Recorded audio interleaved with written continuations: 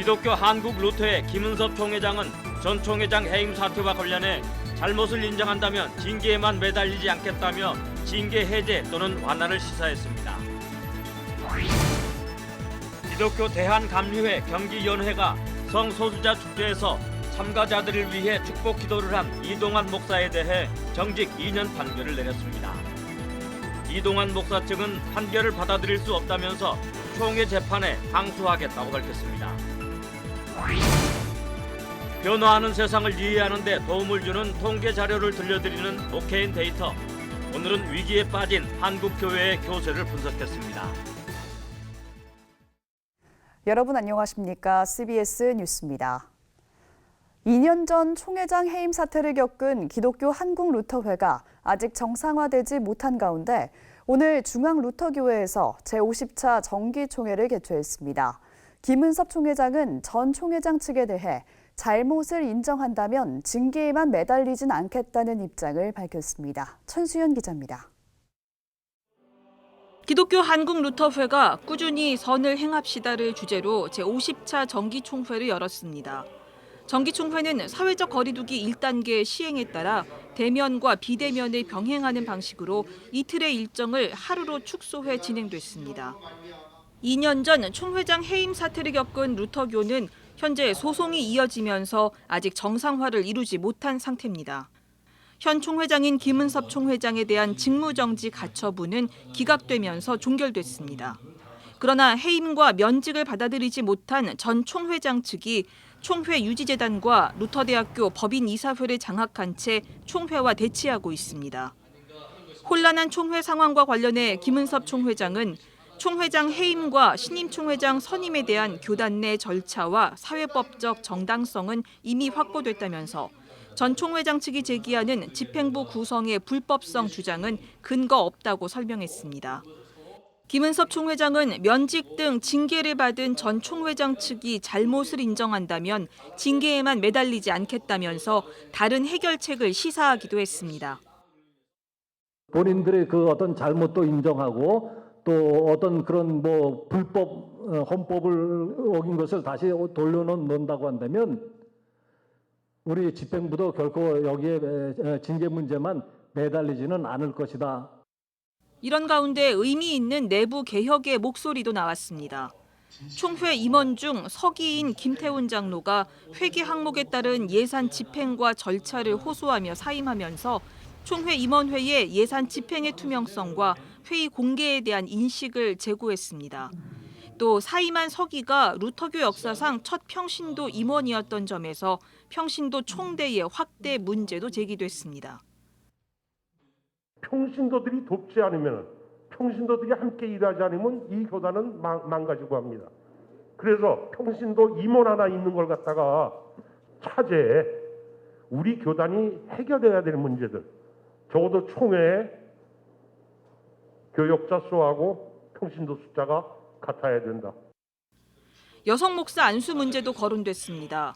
여성 목사 안수의 필요성은 총회 내에서 꾸준히 제기돼 왔지만 총회 안건으로는 한 번도 상정된 적이 없습니다. 저 개인적인 신학적인 얘기를 한다고 하면 외국에 회의를 나가 보더라도 여성 지도자들이 상당히 많이 나와 있거든요. 근데 우리는 그 루터교이면서 안수를 여성에게 안 준다고 하는 어떤 그런 것은 오히려 그 사람들이 보고 놀랍니다. 여성 안수 문제는 지난해 구성된 미래를 위한 TFT에서 주요 의제로 구체적 논의를 해나갈 계획입니다. CBS 뉴스 천수연입니다. 지난 12일에 실시된 기독교 대한감리회 감독회장 선거와 관련해 감리교총회 특별재판위원회에 선거 무효 소송이 제기됐습니다. 감리교 소속인 최모 목사는 지난 13일 총회 특별재판위원회에 감독회장 직무대행과 선거관리위원장을 상대로 감독회장 선거 무효 소송을 청구했습니다. 최 목사는 소장에서 총회 선관위가 후보자 등록 심의의 규정을 어기는 등 선거법을 위반했다면서 이번 감독회장 선거가 무효라고 주장했습니다. 최 목사는 CBS와의 통화에서 교단 재판에서 자신의 주장이 받아들여지지 않을 경우 사회법으로 소송을 이어갈 계획이라고 밝혔습니다. 대한예수교장로회 고신총회가 코로나19로 연기됐던 70회 정책총회를 오는 20일 천안 고려신학대학원에서 개최합니다. 예장 고신총회는 전국 총회 대의원들에게 사회적 거리두기 완화에 따라 정책총회를 소집한다는 내용의 공문을 보냈습니다. 예장 고신 70회 총회는 코로나19 예방을 위해 지난달 22일 하루 동안 온라인 화상회의로 실시해 총회 조직 구성을 마쳤고 코로나19 확산 여부를 지켜본 뒤 총회 안건을 다루는 정책총회를 별도로 열기로 한 바 있습니다. 성소수자들을 축복했다는 이유로 교단 재판에 넘겨진 이동환 목사에 대해 기독교 대한감리회 경기연회 재판위원회가 정직 2년의 중징계를 선고했습니다. 이동환 목사 측은 판결을 받아들일 수 없다면서 총회 재판에 항소하겠다고 밝혔습니다. 최경배 기자의 보도입니다. 성소수자들을 위해 축복 기도를 했다는 이유로 교단 재판에 기소된 이동환 목사에게 정직 2년과 더불어 재판 비용 일체를 부담하라는 선고가 내려졌습니다. 기독교 대한감리회 경기연회 재판위원회는 경기도 용인시 온누리 큰빛교회에서 열린 선고 공판에서 이같이 판결했습니다. 경기연회 재판위원회는 이동환 목사가 동성애자와 동성애를 지지하는 사람들의 행사인 퀴어 문화 축제에서 축복식을 집례한 것 자체가 동성애자에 대한 찬성과 동조를 한 직접적 증거가 된다고 밝혔습니다. 또 포스터에 소속 교회가 아니라 성소수자 지지단체 이름을 명기한 것도 동조를 더욱 적극적으로 표명한 것이라고 봤습니다. 재판위는 이동환 목사가 실제로 성소수자를 지지하고 있음에도 심사나 재판에서 이를 숨기려 했다는 등의 내용을 판결 이유로 제시했습니다. 성소수자에게 축복 기도를 한 것이 죄에 해당한다는 판결에 대해 이동환 목사 측은 재판에 불복하겠다는 입장을 밝혔습니다. 저는 이 판결에 불복합니다. 저는 계속해서 이 땅에 소수자들이 있는 곳이라면 어디든지 찾아가 축복하고 하나님의 사랑을 나눌 것입니다. 저에게 형벌을 내리고 목사의 직위를 박탈하고 교단 밖으로 쫓아낼 수 있을지언정 하나님을 향한 저의 신앙과 그리스도께서 몸소 보여주신 사랑과 성령께서 깨닫게 해주신 목회적 신념을 결코 저들은 빼앗아갈 수 없을 것입니다. 이동환 목사 재판 공동변호인단은 이번 재판이 성경과 교리에 근거한 재판이 아니라 오랜 통념과 그릇된 정치적 편견에 기댄 것인지 확인했다고 주장했습니다. 변호인단은 이동환 목사를 처벌하는 판결로 진리를 잊고 살아가는 교회의 부끄러운 모습을 드러냈다고 지적했습니다. 변호인단은 경기연회 재판위 판결을 받아들일 수 없다면서 총회 재판위원회에 항소하겠다는 입장을 밝혔습니다. 변호인단은 또 재판의 근거가 된 교단법을 개정하기 위한 노력도 펼쳐나가겠다고 밝혔습니다. 한편 감리교단은 지난 2015년 입법의회에서 동성애를 지지하거나 찬성하는 목회자를 면직 또는 출교에 처할 수 있다는 내용을 교리와 장정에 첨가했습니다. CBS 뉴스 최경배입니다. 대한예수교장로회 합동총회 소강석 총회장이 최근 입법 예고된 낙태 관련 법률 개정안에 대해 교단 차원의 대응에 나설 뜻을 밝혔습니다. 예장합동 소강석 총회장은 지난 13일 복음법률가협회, 바른인권여성연합 관계자들과 만난 자리에서 생명 존중의 가치는 시대를 막론하고 양보할 수 없는 가치라며 교단 차원에서도 낙태죄 폐지에 대한 대응을 모색하겠다고 밝혔습니다. 함께 자리한 조배숙 복음법률가회 상임대표는 임신 초기 14주까지는 본인 의사에 따라 낙태를 허용하는 법률 개정안은 사실상 낙태를 합법화하는 것과 마찬가지라며 교회 차원의 대응을 요청했습니다.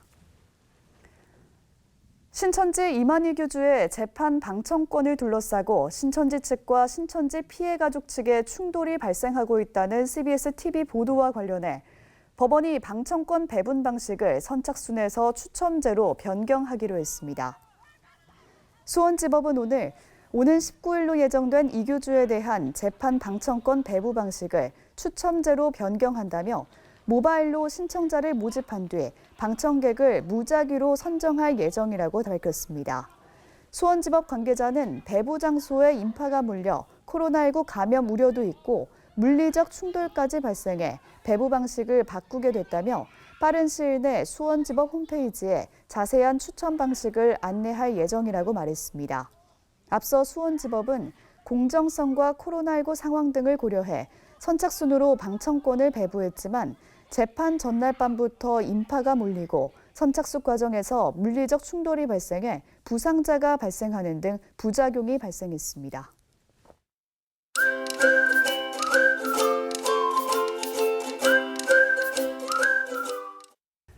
목회자들의 설교 준비와 변화하는 세상을 이해하는 데 도움을 주는 통계 자료를 들려드립니다. 목회 데이터 순서인데요. 오늘은 위기에 빠진 한국교회의 교세에 대해서 이야기 나눠봅니다. 목회 데이터 연구소 김준영 실장 나오셨습니다. 안녕하세요. 네, 안녕하십니까. 네, 요즘 한국교회가 위기다 이런 말들 좀 많이들 하고 자주 듣게 되는데요. 저희가 또 몇 차례 관련해서 내용을 보도해드린 바 있어요. 정확히 어떤 상황인가요? 예, 저희가 이번에 통합교단, 그러니까 대한예수교장로회 통합교단 105회 총회 교회 통계 자료를 저희가 분석을 했는데요. 예. 한국교회 위기라는 말은 많이 들어보셨을 거예요. 한 10년 전부터 그 얘기가 많이 있었는데 이번에 이제 수치를 가지고 저희가 좀 분석을 해보았습니다. 예. 예, 전체적으로 보면 이제 교회는 교회 수는 좀 늘었다고 볼 수가 있어요. 근데 그 교회 수의 늘은 그 증가율이 그 조금씩 줄어들고 있는 것이 좀 눈에 띄는 것으로 볼 수 있습니다. 그런데 네. 반면에 수치를 살펴보니까 2019년도에 그 교인 수는 줄어든 것으로 나타났어요. 특별히 이제 지난 10년간 저희가 자료를 분석한 것인데요. 2010년에는 285만 명 정도의 수치를 교인 수를 보였다면 2019년도에는 250만 명의 숫자로 약 한 12% 정도가 줄었습니다. 그래서 교회 수는 늘었을지 모르지만 교인 수는 줄어들고 있다고 볼 수 있습니다. 교회의 좀 규모가 줄어들고 있다라고 보면 될까요? 네, 교회 규모가 줄었다고 볼 수 있는데요. 통합교단에서 이제 제공해 주신, 허락해 주신 이 자료를 저희가 쭉 살펴보니까 2010년도에는 중앙값으로 표현할 수 있는 그 한 교회당 평균 그 교인 수가요 72명이었어요. 네. 근데 이제 2019년도에 그 숫자가 51명입니다. 그래서 전체 교인 수가 한 29%가 줄었다고 볼 수 있습니다. 그러니까 쉽게 얘기하면 51명 정도의 숫자를 가지고 기준으로 보면 51명의 숫자가 교인 수가 절반이고 그 밑에 50명 이하의 교회가 또 절반이라고 볼 수 있습니다. 그럼 점점 감소하고 있다 보면 될 것 같은데요. 이런 현상이 야기할 문제는 없겠습니까? 네, 그렇게 보면 이제 최근 이제 10년 동안에 이걸 두 가지 정도로 볼 수가 있어요. 이제 교인 수별로 나눠서 교회가 어떻게 비중을 차지하고 있는지를 한번 볼 필요가 있고요. 그다음에 교인 수별로 교인이 얼마큼 그 수치로 비중을 차지하고 있는지를 보면 되는데요. 제가 살펴보니까 30명 이하의 교회가 전체 교회에서 2019년도에는 33.8%를 차지하고 있습니다. 그러니까 2010년도에 비해 2010년도에는 23.8%거든요. 그럼 한 10% 정도가 30명 이하의 교회가 늘었다는 말이에요. 네. 그런데 재미있게도 교인 수별로 나누어 봤을 때 교인 수는 그 초대형 교회라고 볼 수 있는 41명의 교회가 0.2%를 차지하고 있거든요. 2019년도에는요. 근데 교인 수는 21%를 차지하고 있어요. 그러니까 아주 쉽게 얘기하면 빈익빈 부익부 현상이 보인다고 볼 수 있습니다. 양극화 현상인데요. 작은 교회는 교회 수는 늘어났고요. 그다음에 큰 교회, 그러니까 초대형 교회는 교인 수는 늘어났다고 볼 수 있습니다. 초대형 교회를 중심으로 교인이 늘고 있다 이렇게 보면 될 것 같은데 네. 이렇게 교세는 그래도 줄고 있잖아요. 네. 그럼 교역자 문제도 발생하지 않겠습니까? 네. 지금까지 추세를 쭉 보아서 교역자 인력 구조에는 어떤 변화가 보였나요? 네, 이제 교회는 교육자들이 봉사를 하고 계신데 네.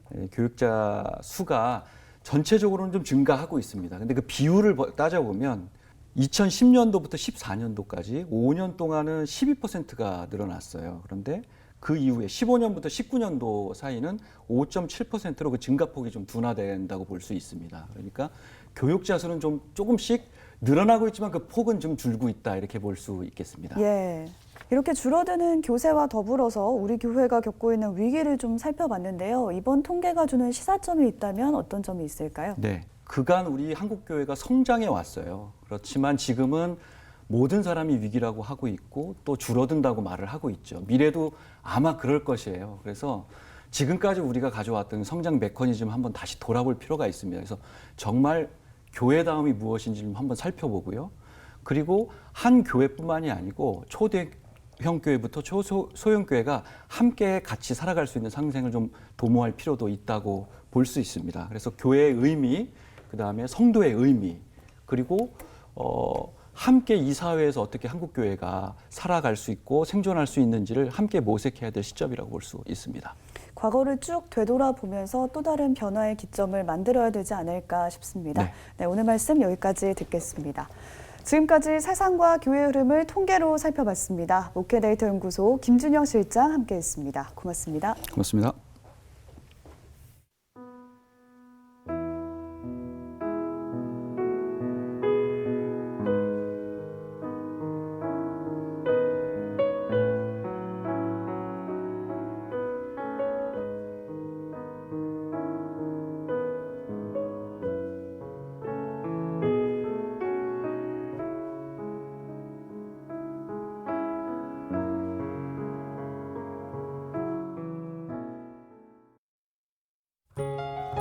내일은 전국이 대체로 맑고 쌀쌀한 날씨가 이어지겠습니다. 내일 아침 최저 기온은 5도에서 14도, 낮 최고 기온은 16도에서 21도로 일교차가 크겠습니다. 오늘 준비한 소식은 여기까지입니다. 함께해 주신 여러분 고맙습니다.